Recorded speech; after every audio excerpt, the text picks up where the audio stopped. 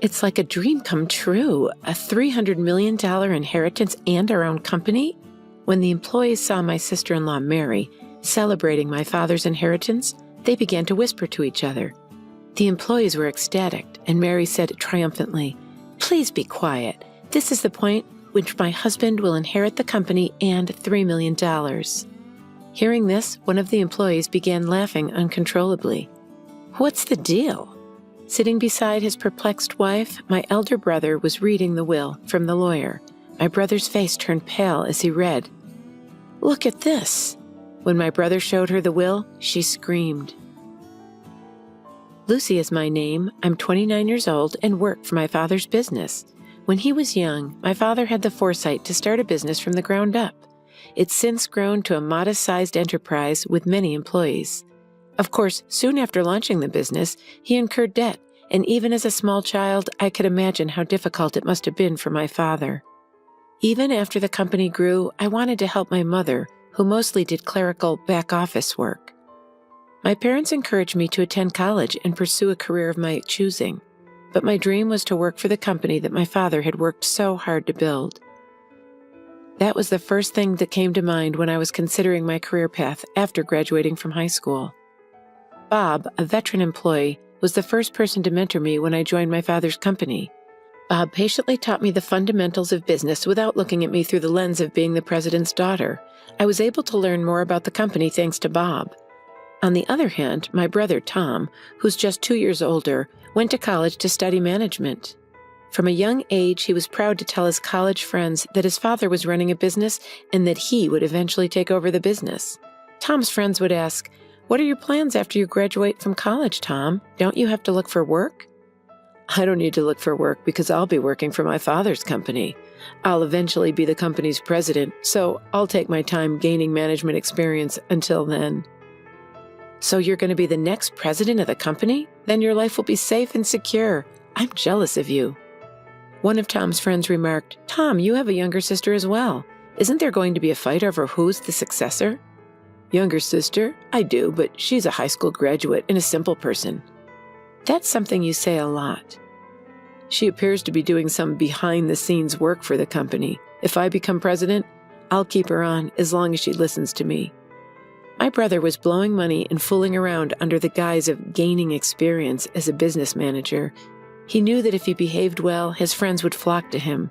There was no end to the number of women who wanted to date him because of his position as the company's next president. My brother chose the most flamboyant and attractive woman to marry. Mary was her name. After a lavish wedding, my brother and Mary went on a honeymoon abroad, built a mansion, and began their married life together. This was all done, according to him, to obtain the status of company president. Mary appeared to be content with her life with Tom, who listened to her every wish and allowed her to enjoy all of life's luxuries. I'm sure she wouldn't be interested in a life like mine, one where I work alongside my mother as a humble backstage employee in my father's company. "Lucy, you don't look like the CEO's daughter, do you?" she asked. "You don't appear to be the daughter of the company's president." Mary would often look at me and laugh whenever we met at family gatherings. "I don't like to live a lavish lifestyle," I said.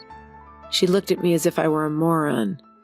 "I feel sorry for you because you were born as the daughter of a company's president, but you have no idea how to spend money." "What?" "You live at home with your parents and you have a lot of money, so you don't need to work so hard." Beside, with your title as president's daughter, shouldn't the men be flocking to you?" My brother agreed. "I'm sure that's true. Lucy's always been very modest, so no one would imagine that her father is the president. And apparently, she treats the other employees normally. Not come as a surprise. There are still many things I don't understand about my job. Many of my coworkers are better at their jobs than I am, so I can't act like a big shot," I refuted. But my brother said, astounded, "That's why you're useless. A boss should be able to stand tall so that he's not derided by his subordinates, such as his employees. Allow the other employees to handle the simple, tedious tasks. I suppose my father and I are the only bosses in this house." "You should not look down on your subordinates, no matter how powerful you are. My father, too." My brother cut me off when I tried to respond, looking annoyed and frustrated with me. He said, "A logical woman is not well liked by men." After my brother spoke up, Mary followed. If you keep saying things like that, I'm sure you'll never get married. You should try to make yourself more appealing. Don't you agree, Tom? Yeah, well, when I become president, I might fire a humble employee like you, Tom said. My brother and Mary only said what they needed to say, and they quickly left. My mother, who'd remained silent during this interaction, consoled me after they had gone. She said, "You're doing an excellent job with the company, which greatly helps me and your father. Don't be concerned about what Tom says." My father nodded, a stern expression on his face. My parents had previously expressed their displeasure with my brother's ideas to his face. But after that, my brother and Mary became visibly upset and stopped visiting our house for over a month. I recalled the depressing atmosphere at the time, so I suggested to my parents, "Tom and Mary are free to say whatever they want." After that, Tom and Mary continued to live their lives as they pleased, dining lavishly at high-end restaurants and vacationing at famous resorts. The purpose was to give the impression that Tom would someday be president of my father's corporation.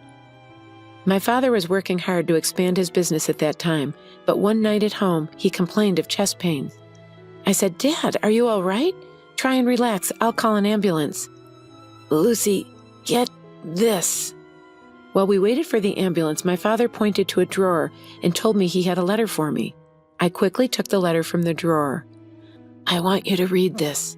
If anything happens to me, everything else is up to the lawyers," he said breathlessly before losing consciousness before the ambulance arrived. And despite being rushed to the emergency room, he died without regaining consciousness. My brother and Mary, who were away on a trip, were unable to be there for my father's death. They returned from their trip 2 days later at the conclusion of my father's funeral. Tom said, "We're just glad we arrived on time. I never imagined my father would pass away while we were on vacation." I was completely taken aback. My brother and Mary arrived at the funeral without a care in the world, making no mention of the fact that my mother and I had been left to handle the arrangements. I asked my brother about it in private so that the employees present would not hear. "Couldn't you have arrived home earlier?" "What? I couldn't because I'd already booked our return flight," my brother said, without apologizing, and then addressed the employees. "Thank you all for your help, and please, from now on, leave it to me to take my father's place in an honorable manner." Mary looked around at the employees who had quieted down in response to my brother's words, and she said admiringly, "That's exactly what Tom would do. Everyone is speechless because they're so impressed." "Right? It's only natural given my dignity." Pridefully, my brother asked, "Lucy, isn't the ceremony just about to start? Please hurry and show us the way." I was irritated by my brother's late appearance and his arrogance, but I led him, Mary, and the employees to the meal ceremony party table. My brother continued to act arrogantly as we ate. "Isn't the quality of this food questionable, Lucy? This will degrade our father's standing as president." Mother and I already discussed it, and we came to an agreement on the food. Besides, I don't want you telling me what to do. This is why people have no idea what it means to be president. He gave orders not only to me, but also to the other employees. Serving other people, you're pointless. I rushed to stop him after hearing him order Bob, a veteran employee, to do his bidding. "Oh, Tom, you're so bold. Don't be impolite to Bob." "What? They're rude people. Why should I be humble in front of a mere employee? These guys ought to have more regard for me, the president." Mary was also getting into the spirit of things, and she charged at me.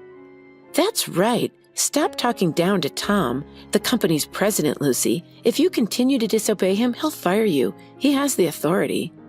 A man appeared just as my brother and his wife were blustering on. He said, "Please, excuse my interruption. Your father asked me to look after his inheritance." He was the lawyer my father had retained while he was still alive.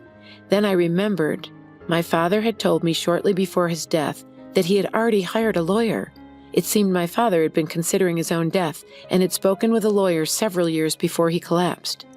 My brother and Mary's eyes lit up when the lawyer mentioned inheritance. They gladly welcomed the lawyer into their room. Tom said, "Thank you for attending. The sooner we complete this task, the better. Come on in." But as he spoke with the lawyer, Tom began to sob. "Wasn't my father's inheritance worth $300 million? When Mary heard this, she squealed with delight. $300 million? That much money in a company that belongs to us is a dream come true. When the employees heard this, they began to whisper. Mary triumphantly declared to the mourning employees, "Quiet. This is the moment when the company and its $300 million inheritance pass to Tom." Hearing this, one of the employees began laughing uncontrollably. "What's the deal?" My brother had received the will and was reading it next to Mary, who was wondering what the employees found so funny. My brother's face turned pale as she watched. Mary, according to the will, the entire company will be given to the eldest daughter, to Lucy." He stared at the will for some time and then began shouting, "This is not possible! This is incorrect!" In a troubled tone, the lawyer said, "This is a legally enforceable will." My brother's voice became more and more choked. "What? I couldn't care less. How can Lucy become president instead of me? Perhaps Dad was simply getting old and senile." Yes, your father lacks sound judgment. A will made by a senile old man is null and void." Hearing these words, I completely snapped. I couldn't let these two people insult my late father. I couldn't let anyone, even family members, bring down my father, who was a good man until the end. Enough! My brother Tom becoming president would be even more unthinkable in my opinion. The words infuriated my brother. "What? Are you trying to tell me that I'm unfit to be president?" I responded without hesitation. "You are correct. How can you be president of this company if you've never even helped it?" "Don't be a moron. Mary and I even built a house fit for a president, and we went to great lengths to make me look the part. Do you mean building a mansion unsuitable for a man of your stature or eating at fancy restaurants? That's not good for business. It's only money. After all, didn't Father cover the majority of the costs for the new house and extravaganza?" "How in the world would you know that?" "Just before he died, Dad left me a letter. In the letter, he detailed all the money he had spent on you and stated it would be given to you in a gift during his lifetime. As a result, your share of the estate is practically nothing." Mary panicked when she heard this. "Wait a second. Isn't this inheritance worth $300 million? Did we already spend that much? It's not fair that we got so little out of it." The employee who had just burst out laughing quickly approached Mary and informed her that $300 million comes from the company, not from personal assets. I believe all the employees here are aware of this. "Money from the company? Isn't that something that can be inherited?" I informed Mary it is indeed. The money from the company is not inheritance for the family, so I'm pretty sure my brother's share is negligible. That breaks my heart. "Oh no!" Lucy was completely taken aback. "The inheritance, $300 million. My brother stood up as if he'd had an epiphany, and he yelled at the employees. "You want your company president to be a plain woman like Lucy? You must believe I'm more qualified to be president. I have the same amount of charisma as my father." Not one of his co-workers agreed with him. Bob then took the initiative and began talking with my brother. "Your predecessor, your father, was a charismatic man who founded the company during his lifetime. However, you and he are not the same person." "What?" "What you have is arrogance, looking down on us, not charisma." "What?" My brother became enraged when the employee calmly refuted him. "Tom, you may be an employee of our company, but we, the employees, rarely see you at work." "That's because I don't have time to do any work for the company. I was too busy networking with others. I couldn't have time to do work anyone could do." "You call going on trips and fun at night networking? Isn't that all there is to say?" Bob sighed and went on. "In that regard, Lucy worked hard every day to learn more about the company while performing her unobtrusive, behind-the-scene duties." "Bob." "I sense the same sincerity in her as in your father. Lucy is the right person for the job, according to all of us at the company." The other employees nodded enthusiastically in response to his words. I was moved and responded, "Thank you very much." To be honest, I'm surprised by the suddenness of the news, but having witnessed my father's enthusiasm for the company firsthand, I care about it just as much as you do. I look forward to your continued assistance. The employees warmly applauded as I bowed deeply.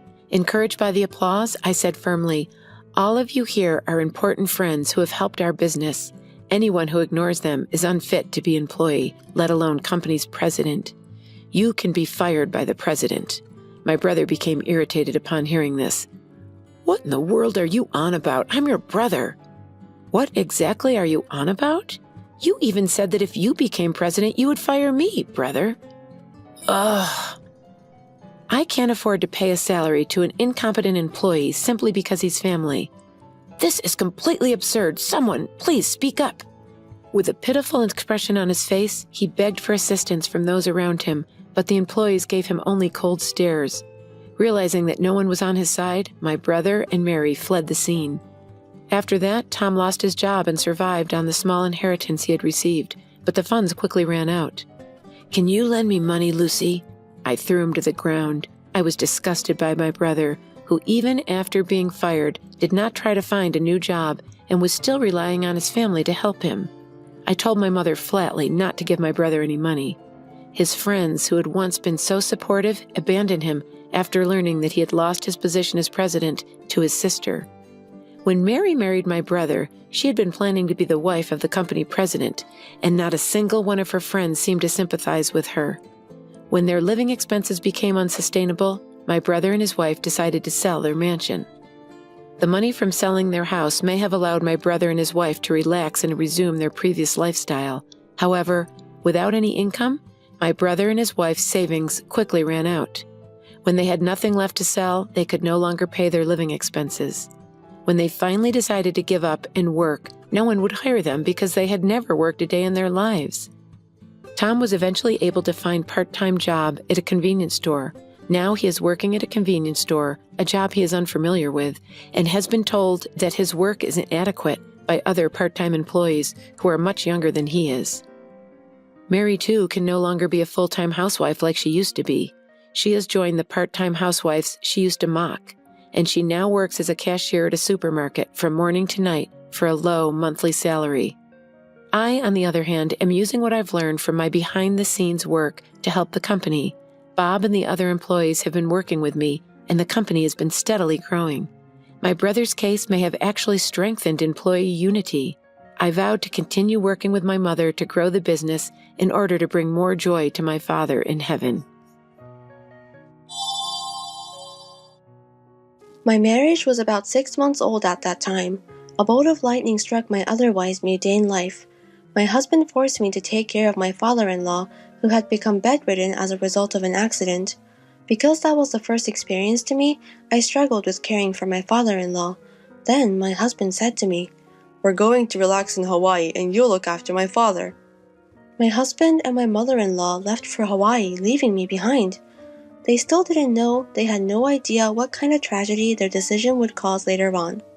Mary is my name, and I am 30 years old. I've always enjoyed cooking, so after graduating from college, I went to work for a major restaurant chain. I am now in charge of developing new products in the planning department, 8 years after starting there. I met Tom, who later became my husband 2 years ago. I went to my favorite Japanese pub all by myself, found full that day, sat at a counter. Tom was sitting next to me. We found we were the same age through a conversation with the pub master. We had a nice chat and exchanged contacts. Tom began inviting me to dinner on a regular basis after that, and we began spending time alone together. He was upbeat and funny, and I found myself drawn to him. He appeared to be the same way, and we started dating naturally. We got married 6 months ago after a year of dating. We are currently enjoying living together in an apartment located between our workplaces. I sometimes cut corners on housework because we both have work, but Tom always smiles and says, "You don't have to be perfect at housework. I'm just happy being with you." I wish I took time to prepare dinner as well, but I'm happy just to be able to have dinner with the person I love. I believe so. Thank you, I said. Tom is always so gracious. Only to you. I like to treat the people I like nicely. I'm so happy to be your wife. Me too. I'm really happy to have a wife like you. Even 6 months after our wedding, our relationship is still so good that we have conversations like this today. I thought that our happy days would last for a long time, but then, all of a sudden, those happy days vanished. My husband was already in the living room when I got home from work that day.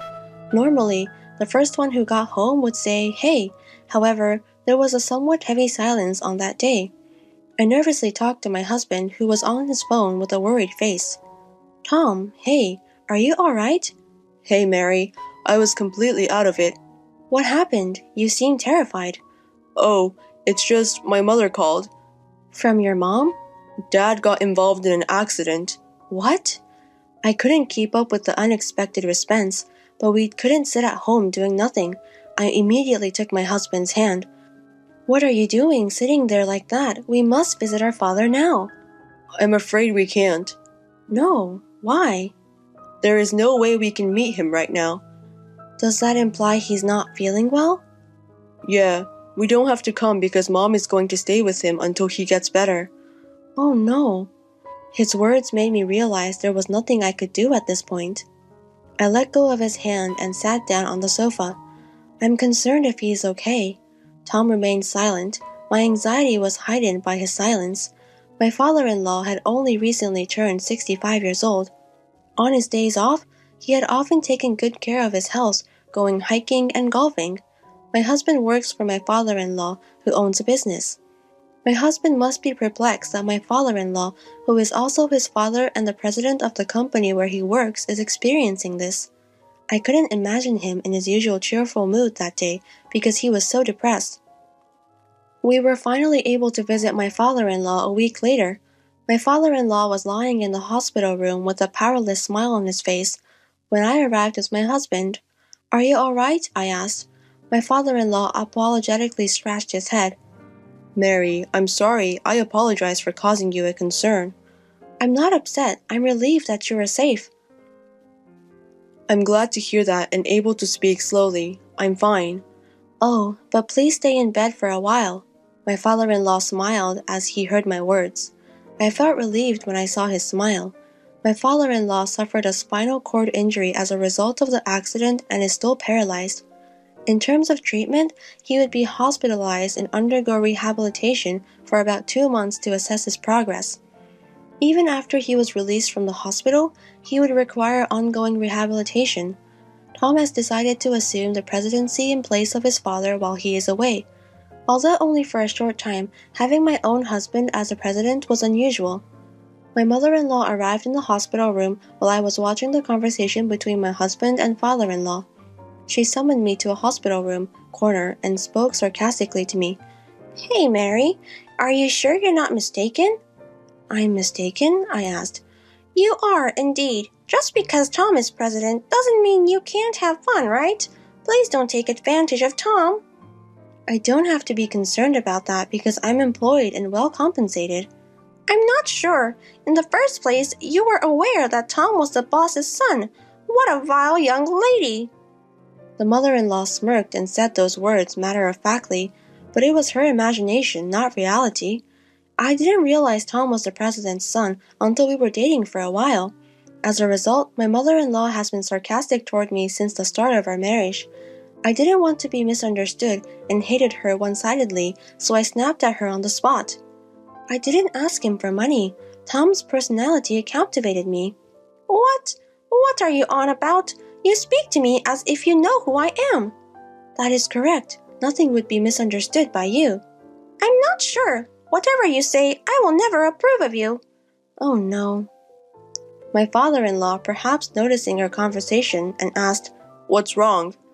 "It's nothing," my mother-in-law said, glaring at me. My mother-in-law's words and actions made it clear that she adored Tom.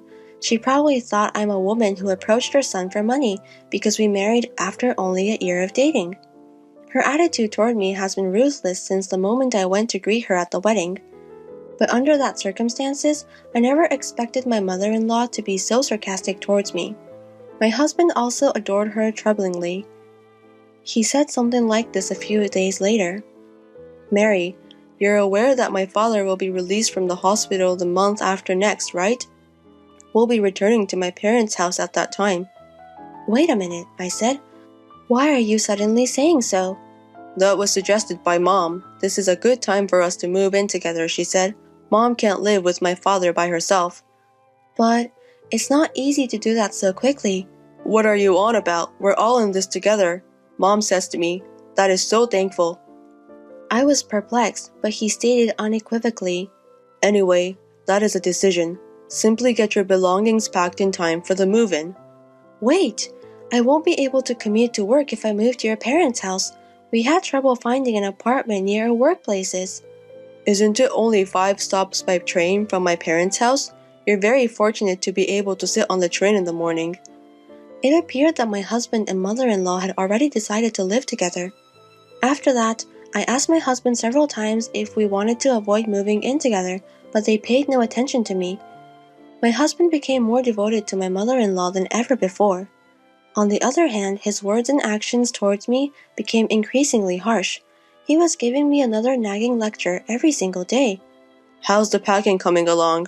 I won't be able to take time off work on the day of the move, so you will fill in for me, okay? You will be in charge of all household duties and Dad's care. Don't make my mother suffer." Even before the move, I was mentally overwhelmed by such remarks. The company was in the midst of a busy season, and I was juggling work and moving preparations. I was physically and mentally exhausted. 2 months later, the move was completed successfully, and my father-in-law was released from the hospital. I hardly had time to breathe, but I started a new job as a caregiver of my father-in-law. I got up at 4 a.m. to prepare breakfast and do laundry at the same time. Following that, I flew to my father-in-law to give him a morning massage and change his clothes. I had to finish breakfast before my husband and mother-in-law did, and once I was done, I helped my father-in-law with his meals. I finally left for work after everyone had finished their breakfast. Despite all of my caregiving and housework, my mother-in-law was not pleased. She would always try to prevent me from going to work in the morning. "Mary, do you have a minute?" I apologized to mother-in-law. "I have to leave right now." "What are you on about? I'd like to make a complaint about your breakfast. That is why I am speaking to you." "When I get back, I'll reach out to you. Now I'm going." "Don't argue with me, just sit there." "No." "Come on, take a seat." My headache began with my mother-in-law's yelling. I started having heart palpitations and headaches whenever my husband or mother-in-law gave me an unreasonable sermon at the time. However, responding to them was counterproductive. The quickest way to complete tasks was to remain silent. Because of my mother-in-law's sermons, I was always barely on time for work. My coworkers were concerned about my tardiness because I had never been late before. 3 months had passed since my father-in-law left the hospital. I didn't have time to catch my breath because I was so busy. I had to prepare dinner as soon as I got home from work. My husband scorned the dishes I had hurriedly prepared in the limited time available. "What's the deal, Mary? I come home exhausted and you want to have fish? Are you sure?" I apologized. I had to leave the kitchen to clean up my father-in-law, so I made boiled fish. "You should make something that will increase my stamina. I'm not interested in boiled fish." My husband took out a cup of noodles and began to fill it with hot water. As she watched me fall silent, my mother-in-law smirked.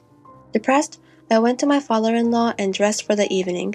Then, perhaps noticing my predicament, he inquired worriedly, "Mary, you appear pale. Are you all right?" "I'm fine. I've been a little preoccupied with work." "Is that it? I've been hearing a lot of yelling from my wife and Tom lately." "It's entirely my fault. I'm not particularly talented in many areas." "I don't think you look like that." I tried my hardest not to worry my father-in-law by smiling and lying.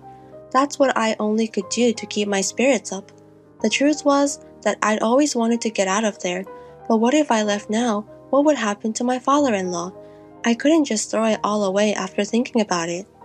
I had days off from work at the end of the year, but that didn't stop me from doing house cleaning. My husband made an outrageous statement on New Year's Eve. "My mother and I are currently on our way to Hawaii." "What? Hawaii?" "I spent a long time discussing it with my mother. We've been discussing it for quite some time." "Wait a second. Think about the situation your father is in." "He is okay with you being here. You're also off work, so you should do something." With a triumphant expression on their faces, my husband and mother-in-law showed me their large carry-on cases. They must have found my perplexity amusing because they tried hard not to laugh. The trip's first day, as they were leaving the house, my husband said simply, "Well, you're going to take care of my father. We're going to Hawaii to unwind. We'll be relaxing in Hawaii, so you'll have to do it yourself." My husband and mother-in-law both laughed as they shut the front door. Something inside of me snapped at that exact moment. "Look after him? What are you on about? Why do I have to do everything by myself as a step-family member? I can't take it any longer. I'm divorcing him when they return."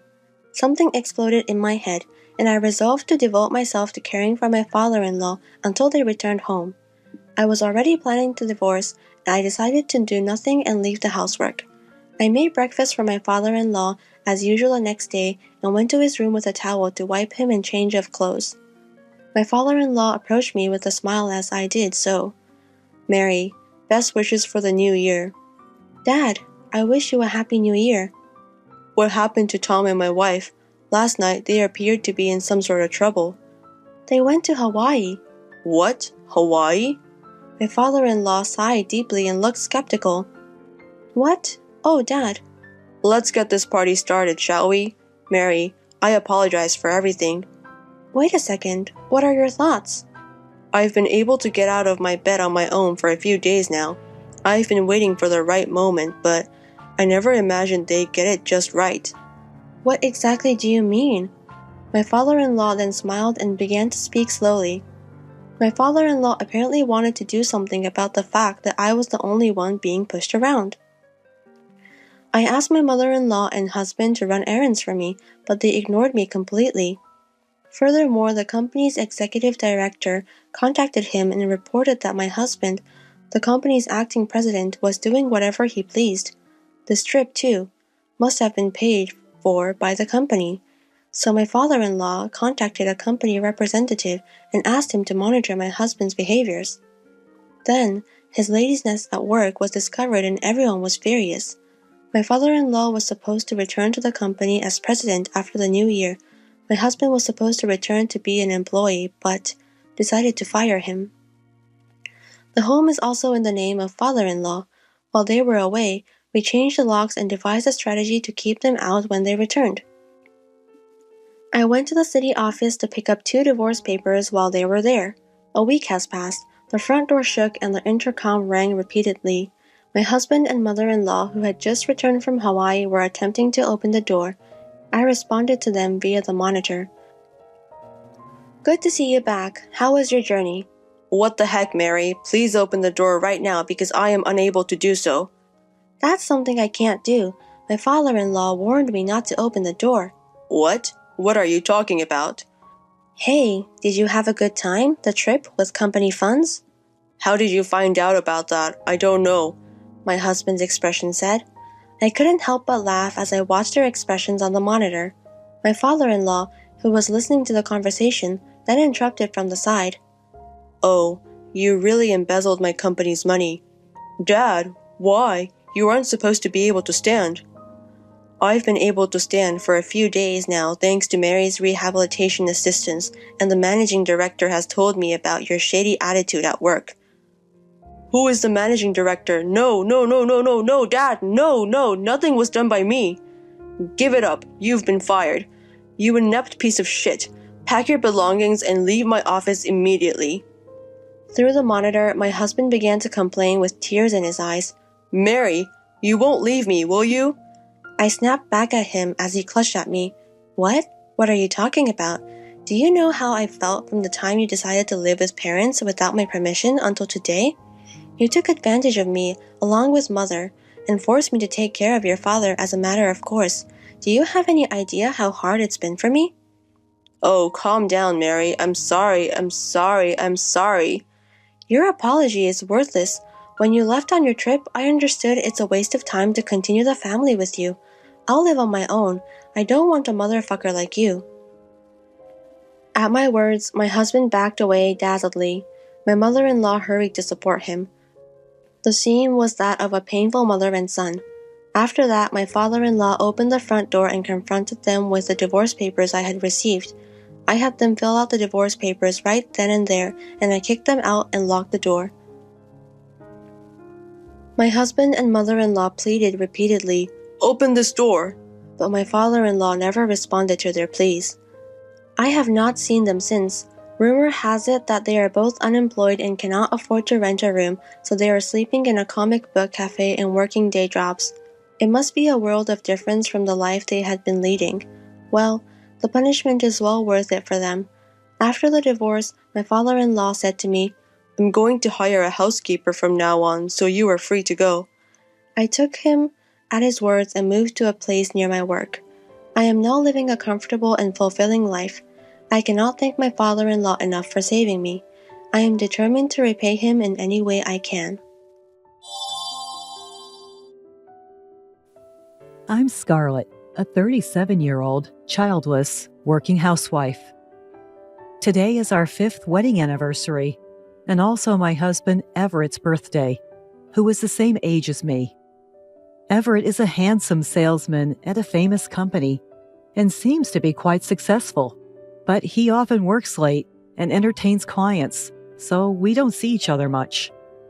Our wedding was a simple weekday ceremony with family and a few friends, as we both had weekend jobs and struggled to find a common schedule. Everett strongly wanted it this way. So, for our anniversary and his birthday, I asked him to come home early. I took a half day off from work.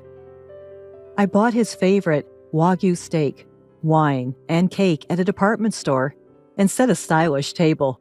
I waited for Everett to come home. However, despite my insistence on coming home early, he didn't return. I received a single email saying he had urgent work and would stay at the office. Disappointed, but understanding it was work, I cleaned up the dinner and went to bed, feeling a little doubtful since he had said he wasn't that busy. The next morning, I went to work as usual, and my messages to his phone went unread. No response to my calls either. Worried, I called his office and was shocked to learn he had resigned the day before and apparently found a job in a neighboring prefecture. I hadn't heard a word about this. I rushed home and saw his shoes at the entrance. I burst into his room to find him packing his belongings in a suitcase. "What's going on?" In my surprise, I opened my eyes wide and asked him that. And he said, "What, you already found out?" while clicking his tongue and handing over the divorce papers. "What's going on?" With cold eyes, he repeated my question and said, "Let's get a divorce." "Why? What for?" "I'm fed up with you not fulfilling your role as a wife. You prioritize work, don't cook, do laundry once a week, and the room is dusty. I don't need a wife like that." "Wait a minute. For the past 2 years, I made dinner and waited, but you always said you had eaten and didn't eat it. That's why I stopped cooking." "Still, it's a wife's duty to cook and wait. Besides, your cooking is terrible, so I started eating out." At the beginning of our marriage, he used to say my cooking was great. I shuddered at his cold voice and argued that we had agreed when we got married that I would do the laundry and cleaning on my days off, Wednesdays and Thursdays. But he just rolled his eyes and said, "So, I should put up with a dirty room from Friday to Tuesday? That's a joke." "What happened to you all of a sudden?" "I never thought you wouldn't quit your job even after 5 years of marriage. When I got a job offer, I thought it was a good opportunity." "A good opportunity to divorce?" Everett never complained about my work or housekeeping, and there was no sign of him wanting a divorce. "Well, you never noticed how dissatisfied I was. I don't need a wife like that. I rented an apartment near my new job, so I won't be coming back to this room." With that, he pushed me aside, standing in front of the door, and left the house with his suitcase. I stood there dumbfounded, unable to comprehend what had happened. A week later, I attended a high school reunion. I wasn't in the mood to go, but I had already paid the membership fee, and I hadn't been able to contact Everett since then. I was feeling frustrated every day, so I thought it might be a good change of pace. When I went, there were divorced and single mothers among my classmates, and everyone was living strong lives. Until then, I had only hoped for an improvement in my relationship with Everett. But when I thought about it, if we reconciled, I would have to follow him to his new job location. If that were the case, it would be impossible to stay at my current job considering the daily commute, even though it's just in the neighboring prefecture.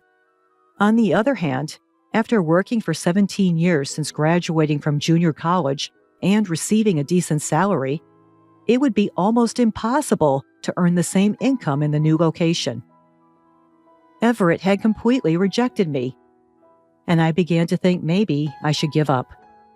What made it definitive was a phone call from Everett urging me to move. We had been living in a rented apartment, and Everett was a tenant. The lease renewal period was approaching, and it seemed the real estate agent had contacted Everett. "I told them we'd move out in a month, so get rid of everything by then." "I'm still living here, and you didn't consult me at all," I complained, to which he replied, "I'm the one renting it. I don't need to consult you," in a combative tone. I realized that it was really hopeless and said, "Fine, I'll clean up my stuff this weekend or next weekend. Get rid of not just your stuff, but also everything left in my room and the furniture." "What?" I was ticked off when I heard that. "What are you talking about? This room was originally rented by you when you were single, and most of the furniture has been used since then. Most of the other furniture and appliances were bought with your credit card. I'll dispose of the furniture and appliances I mainly used, but naturally, you're responsible for disposing of the rest and covering the disposal costs." When I replied, he hung up. What a stingy man, taking only his precious belongings and leaving all the cleanup to me. This made me determined to divorce him. Over the weekend, I sorted out the closet, reminiscing about the happy times we'd had since we got married. There were many things belonging to both me and Everett. Among them, I found his high school graduation album. Come to think of it, all the friends Everett introduced me to were from after college. I absent-mindedly flipped through his graduation album. That's when I noticed something unexpected. I submitted the divorce papers and reported it to Everett by email. A week later, in the evening, I received a reply from Everett with a picture, which was a marriage registration form for him and a woman. I was astonished and stared at it when he called me. "Did you see it? What does this mean?" "It's exactly what it looks like. I just had a wedding ceremony and remarried that woman." "You're kidding." "She's super beautiful, rich, and has a great personality. She asked me to marry her as soon as we divorced. This is proof. Isn't it amazing?" "So you were cheating on me while we were married?" "I'm popular, unlike you, who only has your job going for you. Oh, by the way, her father built us a house on their property, and I transferred to her hometown with his help. It's a mid-sized company, but I'm an executive." Everett must have really wanted to brag about remarrying his rich affair partner, but as he nonchalantly answered, a strong anger rose within me. He said there was a problem with me and divorced me, but it was actually to remarry his affair partner. He said they had been dating for over 2 years. They met at a pub with his coworkers, and she was one of 4 women sitting at the next table. Apparently, when Everett spilled his drink on his clothes, she wiped it off, and that's how they started talking. "Man, she's the same age as you and me, but she's super beautiful and looks like she's 10 years younger. She quickly wiped my clothes with a pretty handkerchief." According to Everett, when he took her to a restaurant to thank her, he learned she was a landowner's daughter. She had an arranged marriage at her parents' suggestion, but was troubled by her husband's infidelity. After saying, "I need to fix my bad parts. She's totally different from you," I was instantly attracted to her, he said, and then aggressively pursued her. She started dating Everett without divorcing her husband. Isn't it normal to question the woman who dates 2 men while trying to be devoted to her husband? But Everett, blinded by love, didn't notice. "A woman who doesn't support her man is no good. You prioritize work and don't care about your husband. You're not right for me." "Huh? You can't stand on your own, so you want me to support you?" I couldn't help but yell at him, and Everett seemed annoyed as well, saying, I'm so glad I'm finally free from a woman like you. Stella is the best after all." "Stella? Is that her name?" "Yeah, it's written with the characters for double and flower, like the double cherry blossoms. She was born when the double cherry blossoms were in full bloom. Her parents have a great naming sense. They are true celebrities." As I listened to Everett's voice, enchanted with her unique name, I remembered something. "Did you really marry such a wonderful woman?" You're not lying? Pretending to say this, Everett's pride was hurt. She's the best wife with a great family background and personality. Look at her elegant beauty. As I expected, he sent me a picture of the two of them at their wedding. Ah, no doubt, it's her. I couldn't help but burst out laughing. What's so funny? This is proof that we really got married. Uh-huh, sure, it's real. I can't help but laugh, unable to say anything more. Hey, stop laughing. We really got married, and there's a baby in her belly. What? No way. I can't stop laughing. Ah, I get it. Losing me must have made you go crazy. Everett interprets my laughter in a way that benefits him and says dreamily, in 3 months, we'll have a baby girl. She'll definitely be as beautiful as Stella. Well, even if she looks like you instead, she'll still be beautiful. Everett has a sweet, idol-like handsome face.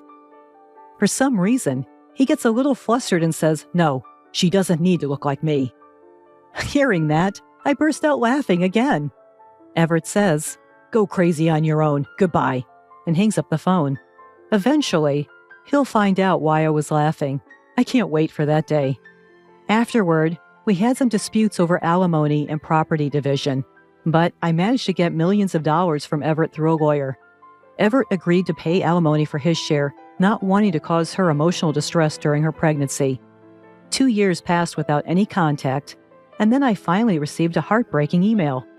Please, Scarlett, I beg you, please listen to me. Reluctantly, I answered the phone call that came right after the email. As expected, it was about the child born between him and Stella. Well, kids tend to look like their parents, right? Of course! Who else would they look like? Yeah. Apparently, the baby girl doesn't look like the beautiful Stella at all. I tried saying, she's only 2 years old, right? She'll change a lot as she grows. But he couldn't be convinced, thinking it's strange that there's no resemblance at all. Well, I guess that makes sense. When I asked, holding back laughter, doesn't baby look like you? He suddenly panicked and said loudly, no, she doesn't, but it's okay. It's okay that she doesn't look like me. He secretly did a DNA test to check for Stella's infidelity, but the results confirmed that both Everett and Stella were undoubtedly the child's parents. So there's no doubt that she's your child. Everett wouldn't let the conversation end there. Hey, when I told you 2 years ago that Stella was pregnant, you laughed a lot. Do you know something? Wow, he remembered that. Well, yeah. Actually, Stella and I went to the same high school and were in the same grade. We were never in the same class during those 3 years, so I didn't know much about her, but I remember her being the daughter of a landlord and having a haughty, bad personality. At a class reunion about 2 years ago, the topic of Stella and her plastic surgery came up. Stella, with her single eyelids, small eyes, button nose, and slight overbite, was self-conscious about her looks and apparently underwent several procedures at a famous cosmetic surgery clinic in New York after high school. She didn't attend the reunion, so I couldn't see her face, but a friend later sent me before and after pictures of her. American cosmetic surgery is amazing. When I told Everett about this, he didn't believe me at first, but then realized that he'd never seen any childhood or graduation album photos of her. Was I deceived? Damn it! Stella acted all meek while we were dating, but it turns out she cheated on me multiple times and got divorced. She's been sued for alimony by several of her ex-husband's wives. I'm going to confront her. Maybe you shouldn't. Huh? Why not? Well, the child doesn't look like you either, right? Usually, girls are said to resemble their fathers. When I said that, Everett was at a loss for words. She can't look like you. You've had plastic surgery too. How did you? When I moved out of the apartment we lived in 2 years ago, I found your high school graduation album. You looked like a completely different person, so I was shocked. After seeing that album, I understood why he never introduced me to his college friends, insisted on having a modest wedding, and only invited a few colleagues from work. Everett probably had plastic surgery while he was in college and was afraid of being exposed by his friends at the time. I don't think there's anything wrong with plastic surgery, but you have to consider that your child might look like your original face. What should I do? What do you mean, what should you do? Just be a normal father. The results showed that the child is definitely yours. With that, I hung up the phone and blocked his number and email address. He's such a narrow-minded man, just because the child's face isn't what he wanted. A year later, a friend with a child the same age as Everett's showed me a picture of her child entering kindergarten, and the child was adorable. The child simply didn't resemble the current Stella or Everett. But according to my friend who became friends with Stella, Stella also expected her child to look like Everett after his surgery. My friend has to listen to her complain almost daily, saying I shouldn't have given birth to such a child. Seriously, they're the worst couple ever. And it seems Everett cheated again, so my friend even got divorce advice from Stella. Everett is such an idiot.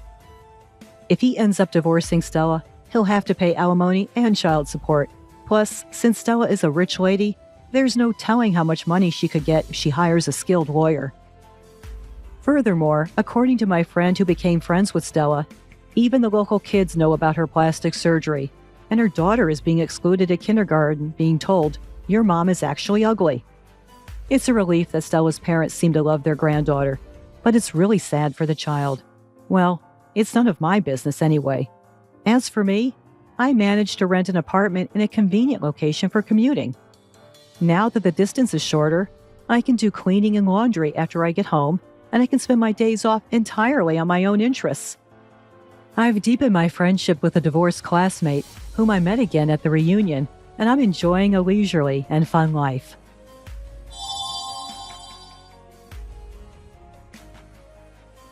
Lower the wholesale price. At least make it half. Excuse me, who is this? One evening, while having an early dinner with my in-laws and husband, the home phone rang. It was unusual for the phone to ring at this hour. Puzzled, I answered, and the woman on the other end began speaking aggressively. When I asked for clarification, she shrieked, "How dare you ask who I am? You're so rude." "Well, I don't know who you are if you don't introduce yourself." My in-laws looked worried, and my husband gestured. "Do you want me to take the phone?"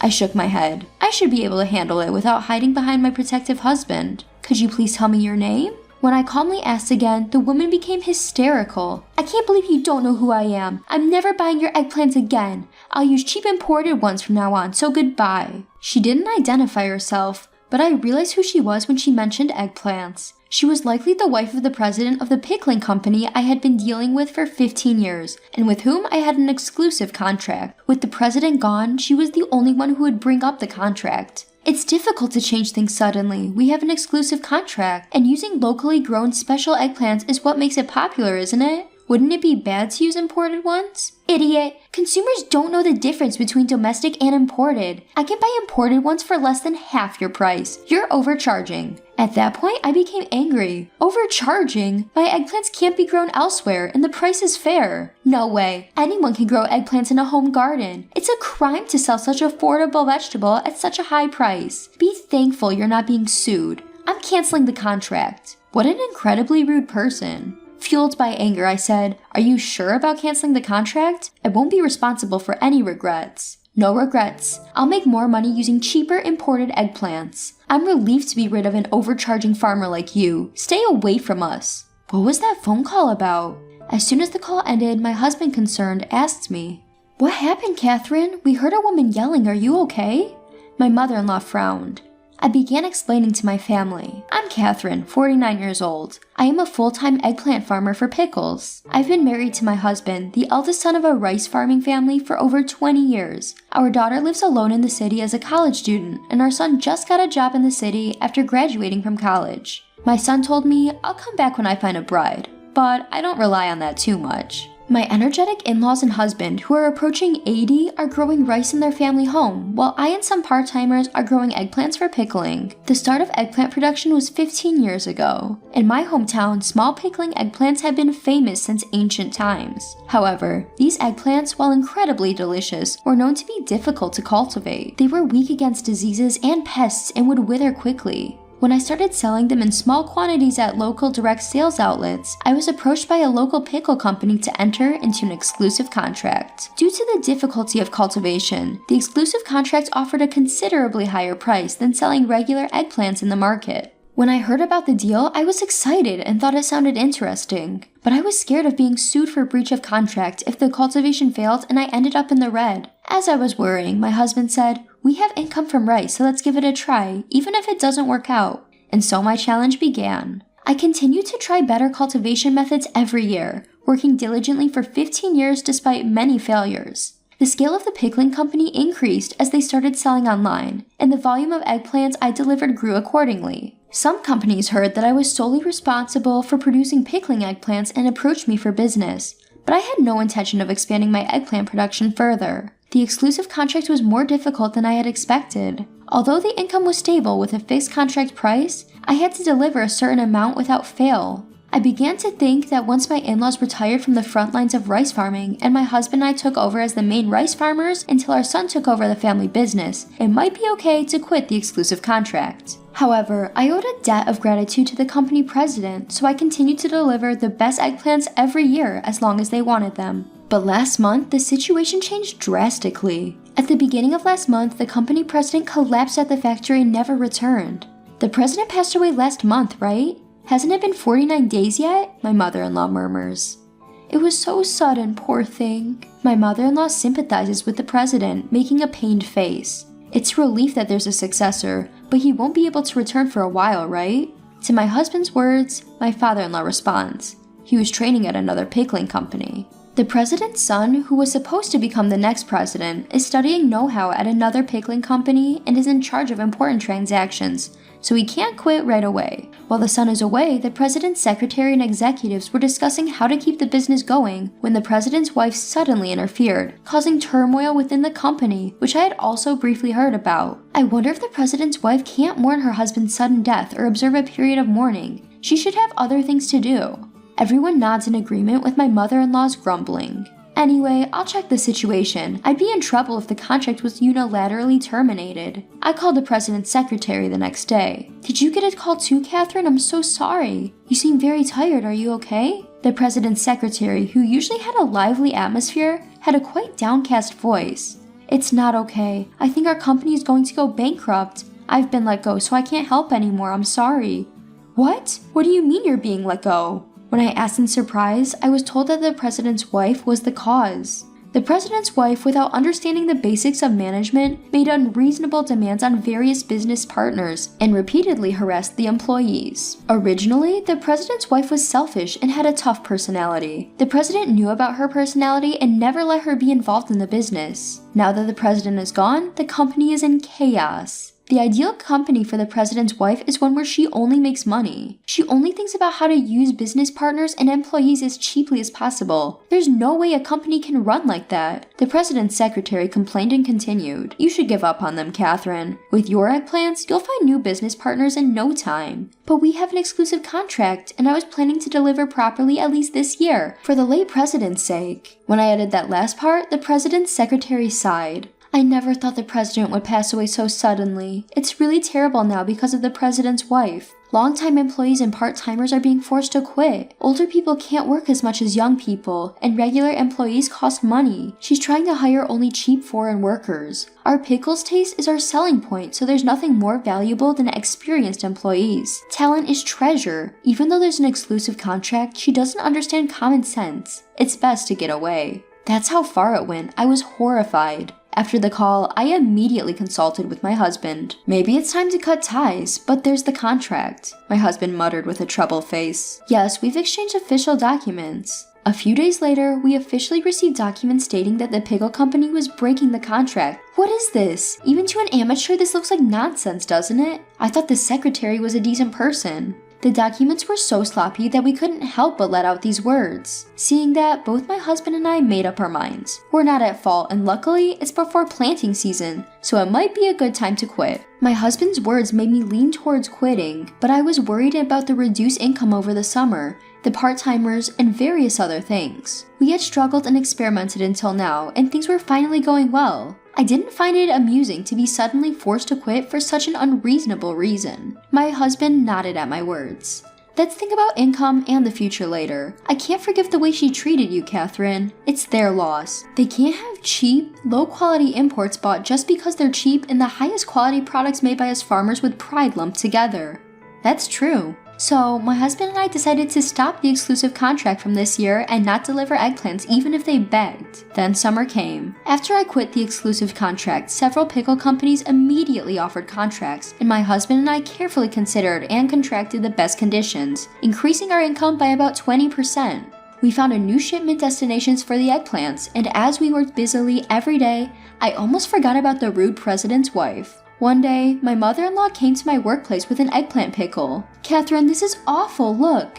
It says locally produced, but that's not true, right?" My mother-in-law brought this year's eggplant pickles from the pickle company. They said they'd use imported ones, but it says locally produced here. I was surprised when I looked at the package. Let's try it anyway? Upon my mother-in-law's suggestion, my father-in-law, husband, and the part-timers gathered to taste it, and the flavor was completely different than before. There's no way this is locally produced. First of all, it's not bite-sized. They're using large eggplants and pickling them. They're treating consumers like fools. My mother-in-law asserted with a stern face. The taste is strange too. It doesn't feel like it's just gone bad, it's like it's gone rotten. The part-timer also made a harsh comment. Could it be that the president's wife is lying about the imported products being local? But honestly, I thought she might do something like that. A few days later, during dinner, the phone rang again. "Hey, can you pretend you sold me your eggplants?" The voice didn't introduce herself, but I remembered it. It was the president's wife. "I don't remember selling you eggplants, and you're asking me to lie?" "Yes, if you say so, it'll save our company." "Weren't you supposed to never contact me again?" "That was true, but things have changed. You want money too, right? I'll give you some. It's just a small favor." Her high-handed tone trying to involve me in her crime was unbelievable. "No, thank you." I refused and hung up, then told my husband and in-laws what had happened. Everyone grinned. My husband in particular seemed pleased. "She must have regretted it right away. There's no way your eggplants and those inferior imported ones are the same." Actually, after my mother-in-law brought the pickles, I received calls from various people because I had been the one making the eggplants so far. According to information from the current pickle company, they have received numerous complaints from consumers and even been reported to the authorities. Apparently, the pickle company is in trouble now because they were internally accused of food fraud. Then a few days later, "Please testify that they were your eggplants. The police might investigate." I recognized the voice which didn't introduce herself from before. This time, it was almost sobbing. Well, I didn't sell them. I hung up again. The next day, a polite call came from a young man claiming to be the president's son. "I'd like to meet and apologize," he said, so we decided to meet that afternoon. I asked my in-laws to do the afternoon farm work, and my husband and I waited. A young man, another young man, and a flashy older woman arrived. One was the president's son, the other his current secretary, and the woman was the president's wife. The two men were very polite, but the president's wife had a sullen attitude. Skipping greetings, the son forced the president's wife to bow her head, and they both prostrated themselves. Rubbing their heads on the floor, they apologized. "Although I know the situation, is there any way you could supply eggplants again?" The son pleaded, but I refused. "I'm sorry, but it's impossible. You terminated our exclusive contract." I felt sorry for the son, but considering the president's wife's attitude and that we already had a contract with another company, it was truly impossible. He understood when I told him my honest feelings. Far from it, the president's son seemed to think it was only natural that I would refuse. "I guess you're right. I'm very sorry for this. We unilaterally terminated the exclusive contract due to our circumstances, so we'll pay the penalty as initially agreed upon." He easily gave up and began preparing the documents with his secretary. Then, the president's wife widened her eyes. "What are you thinking? We've been ripped off until now, so there's no need to pay the penalty. We got caught this time, but we can do better next time. It's the importer's fault that more than half of the imported eggplants were rotten. If we find a cheaper place, it'll be fine." "So, you tried to use cheap imports and failed miserably. That's what Catherine told you, right? That you would regret it." When her husband made a sarcastic comment, the two young men said, "Indeed, that's exactly right."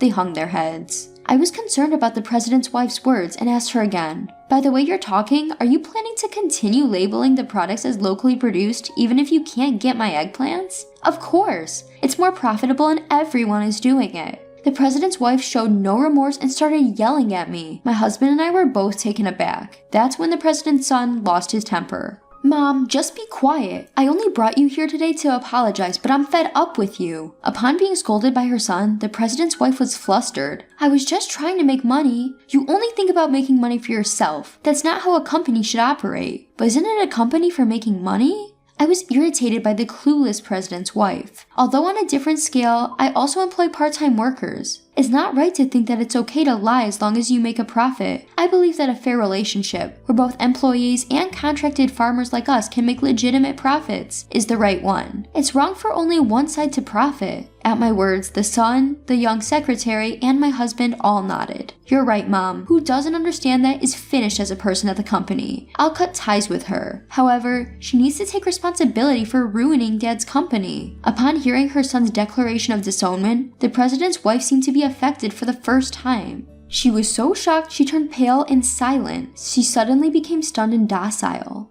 After that, the case was deemed malicious, involving intentional mislabeling of the origin. It was written in bold letters in the local newspaper that the police had started investigating for fraud, and it became a big news story in the area for a while. The pickle company eventually went bankrupt, and the president's wife was abandoned penniless by her son, fearing prosecution and living in hiding. The president's son and the veteran employees who returned at his call are working hard to deal with the aftermath and establish a new company. I received the penalty for the breach of the exclusive contract, and the matter was settled. Since then, my son has returned and decided to take over the farm. He seems to have found a bride who will happily work on the farm with him. With the happy news, our family's daily life has become very enjoyable.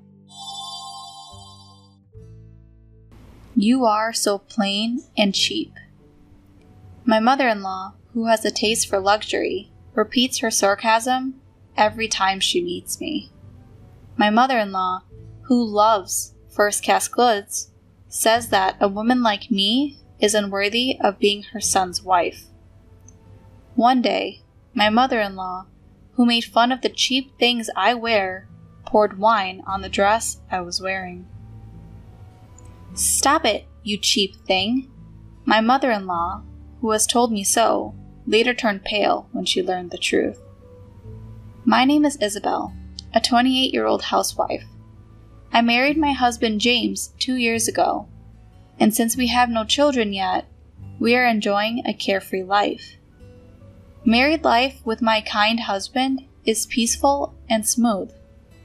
We are even talking about having a baby soon. I am in the midst of such happiness, but my relationship with my mother-in-law, my husband's mother, is not so good. My mother-in-law, Kate, has been very critical of me since we first got married, and even after 2 years of marriage, we have not been able to build a good relationship. I tried to get along with her, but she doesn't seem to want to. My son wanted to get married. I wonder what kind of young lady he would bring. She's very plain or simple. She's not very nice. Perhaps I had made a bad impression on my mother-in-law at our first meeting, but these were the first words she said to me. Perhaps she was trying to tell me that I was not a suitable wife for her son.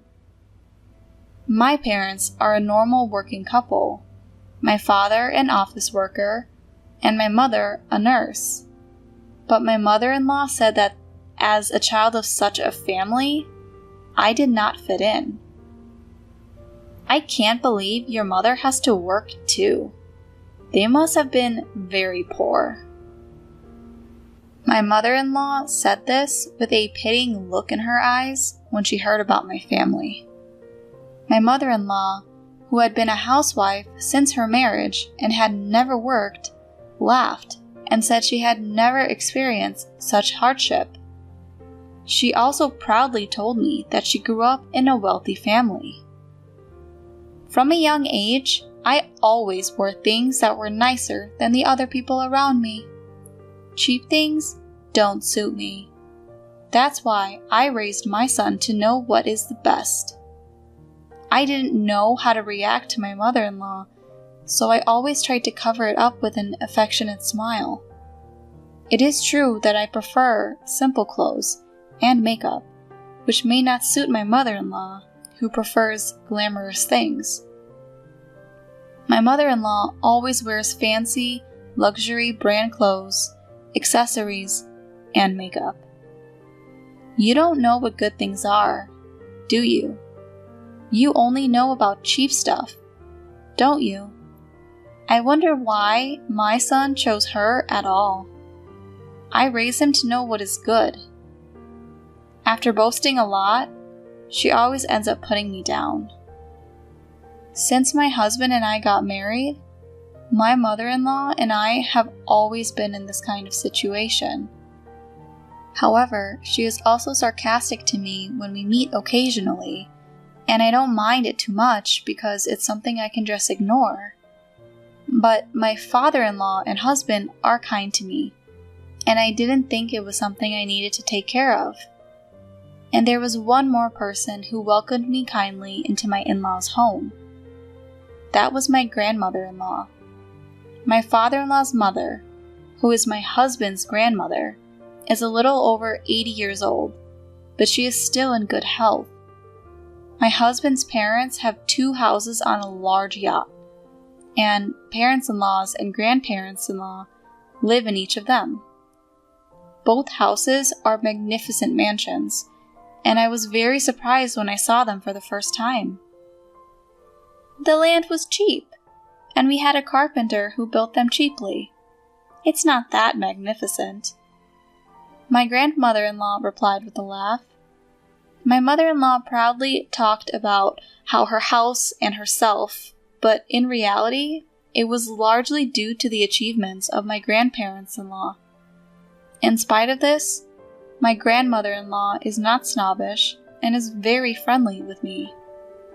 Thanks to that, I didn't mind when my mother-in-law annoyed me. It feels like I have more grandchildren. Well, we don't have any female grandchildren in our family. My grandmother-in-law said so and loved me very much. If possible, I would like to get along with the 3 of us women, but the reality is that it doesn't work out that way. Still, I am glad that I can get along with my grandmother-in-law.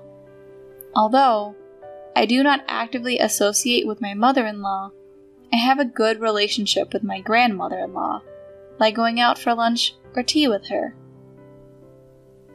One day, my mother-in-law called me. It's my birthday next month. I've decided to have it at our house this year. Come and celebrate with my son. She invited me to her birthday party. I said I would definitely go. Let me tell you something. We're having a big party this year to celebrate my 60th birthday. All of our relatives and friends will be there. I'd appreciate it if you'd dress appropriately.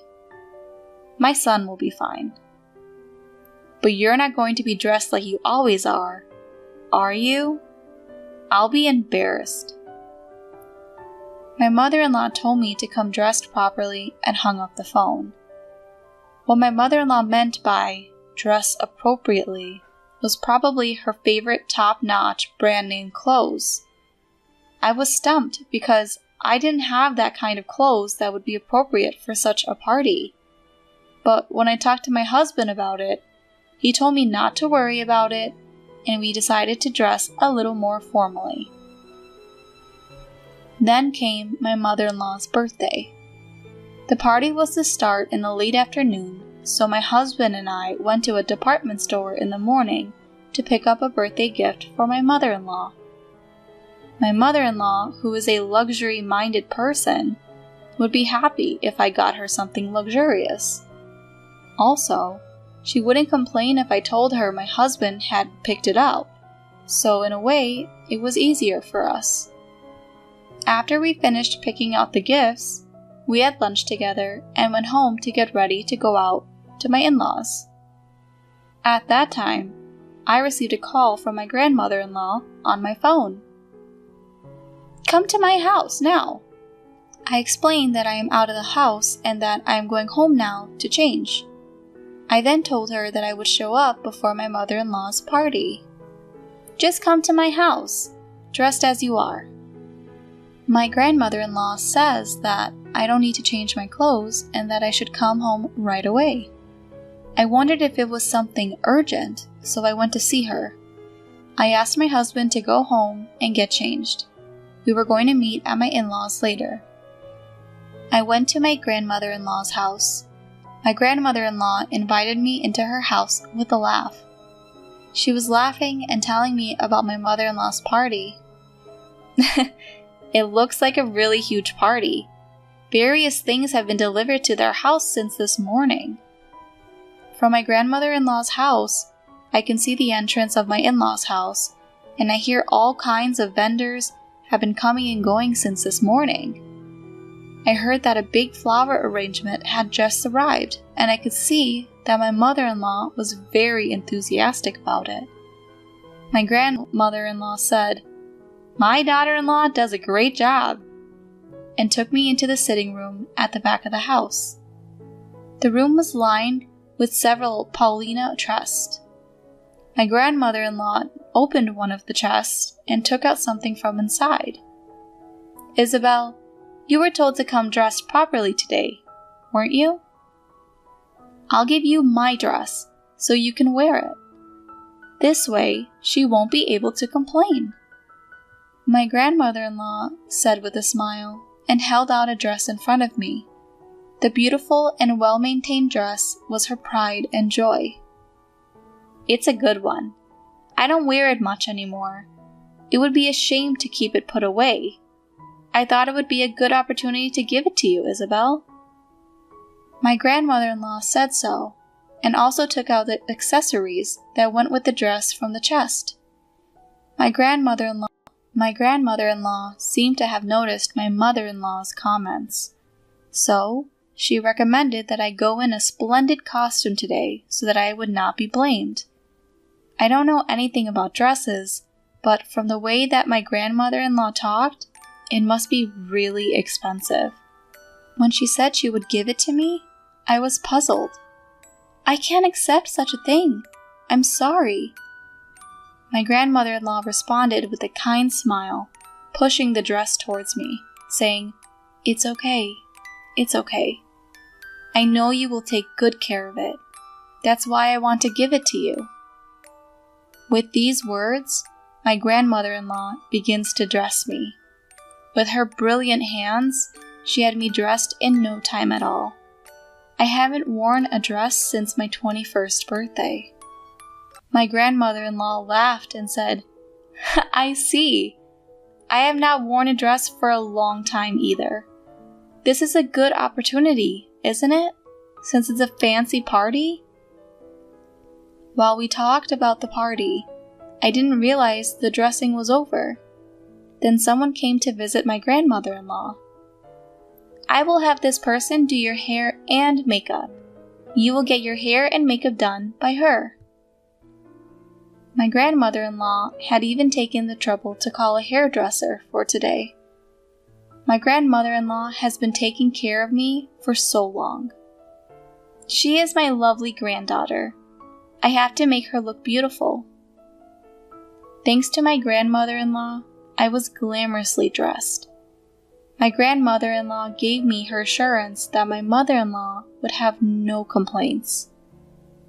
When I had just finished my preparations, I received a call from my husband that he had arrived at my parents' house.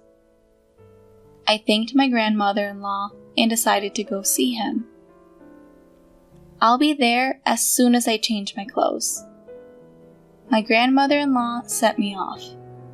My husband was surprised to see me in gorgeous clothes, and I entered my parents-in-law's house with him. The hall of my parent-in-law's house was already crowded with my mother-in-law's relatives, and the party had already started. My mother-in-law, dressed in an eye-catching bright red dress, was sitting on the top of the table, smiling happily. "Happy birthday, mother-in-law!" I head over to my mother-in-law to greet her. Then I hand her the gift I have prepared for her. My mother-in-law looks at me as if she is assessing me from top to bottom. Then she takes me out of the hall and brings me toward the kitchen. "You! What a cheap dress! I told you to come properly dressed." My mother-in-law complained about my dress more rudely than usual, probably because she was already drunk. The next moment, she splashed a wine glass she was holding onto my dress. The stain on my dress spread rapidly. "You know, it's because you forced yourself to wear a dress. Why don't you wear something with a pattern instead of such a plain one? You really have no taste. That's why I hate people from poor families." My mother-in-law, not caring about my dismay at having ruined my dress, spoke one insulting word after another.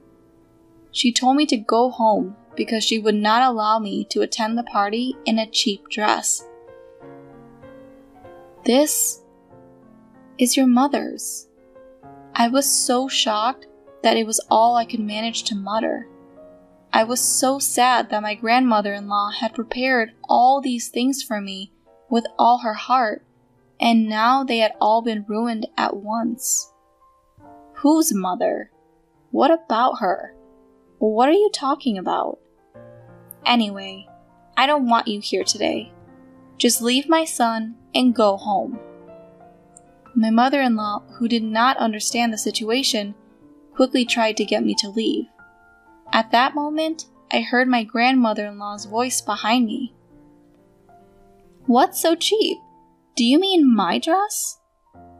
I turned around and there she was. She came to me as I had tears welling up. "Oh my God, it's terrible." My grandmother-in-law looked at the stain on my dress and muttered. I was so sorry that all I could do was to apologize to my grandmother-in-law, and I just turned my head down and mouthed an apology. My grandmother said, "It's all right," and dabbed the spot where the wine had been spilled with a handkerchief. My mother-in-law, who was watching this scene, had sobered up and looked very pale. "If you do this way, the stain won't spread. I'll have the stain remover to take care of the rest." My grandmother-in-law looked at me with kind eyes and then turned back to my mother-in-law. "Which dress do you mean by cheap one? This is one I had made a long time ago. It must have cost several $1,000,000. The fabric and the tailoring are first class, just like you love." My mother-in-law rolled her eyes as soon as my grandmother-in-law mentioned the price. I was also surprised that it was so expensive, although I had heard that it was a good one. My grandmother-in-law explained the value of the dress to my mother-in-law in a sarcastic tone. My mother-in-law had soiled a very expensive dress. "I'm sorry. I mean, I didn't think it was that expensive." My mother-in-law, who seemed even more upset than I was, replied as if she were trying to squeeze out a response. My grandmother-in-law blamed my mother-in-law even more. How can a person who doesn't know the value of things make fun of other people? You, who only dances around with fancy things and names, you don't know what's really good, do you? You're disgusting. You embarrass me. My mother-in-law, who seemed to have sobered up completely, could not refute my grandmother-in-law's words, and just looked down. People who know what they're talking about understand. You, who only have cheap dresses, don't understand. If you ask me, you are new money, and you have no taste. My grandmother-in-law was extremely sarcastic with my mother-in-law. She said the same things that my mother-in-law used to say to me. My mother-in-law must have felt embarrassed because her face turned bright red. She was just biting her lip in silence. Then, my grandmother-in-law began to lecture my mother-in-law about her attitude towards me. What kind of a thing is it to snub a daughter-in-law who has come from another family? I felt sorry for my mother-in-law, who looked like she was about to cry, and listened to her silently. I'll leave it at that. Me and Isabel won't be attending anymore. Have a good time. After she finished lecturing my mother-in-law for a while, my grandmother-in-law let her go. Her bright red dress, which she had prepared with great enthusiasm for the occasion, looked ridiculous in this situation. Wait here. I have a change of clothes for you at home. I changed into my own clothes, which my grandmother-in-law went to get for me, and went back to my grandmother-in-law's house. My husband also came with me. My husband seemed to be very angry when he heard this story from my grandmother-in-law. My grandparents-in-law, my husband, and I left my parent-in-law's house and went to dinner with just the four of us. We had a good time without worrying about my mother-in-law. After that, my mother-in-law was lectured again by my husband and my grandmother-in-law, who were furious, and they told her not to approach me. She was also restricted from spending money freely. It seems that this happened because of my grandmother-in-law's words that my mother-in-law should learn modesty. At that time, my mother-in-law's face was so pale that I could not look at her. Furthermore, my grandmother-in-law declared at that time that she would give me all her dresses, jewelry, and other valuable things. It doesn't make sense to let someone who doesn't know the value have them, you know. She was very sarcastic with my mother-in-law until the end. I had tried not to say much about it before, but it seems she disliked my mother-in-law's taste for luxury. Later, with a mischievous smile, my grandmother-in-law confessed to me. The wine-stained dress came back to me clean. I was really happy and relieved from the bottom of my heart. I still don't understand the quality of things yet, but I have learned a lot from my grandmother-in-law, who accepted me.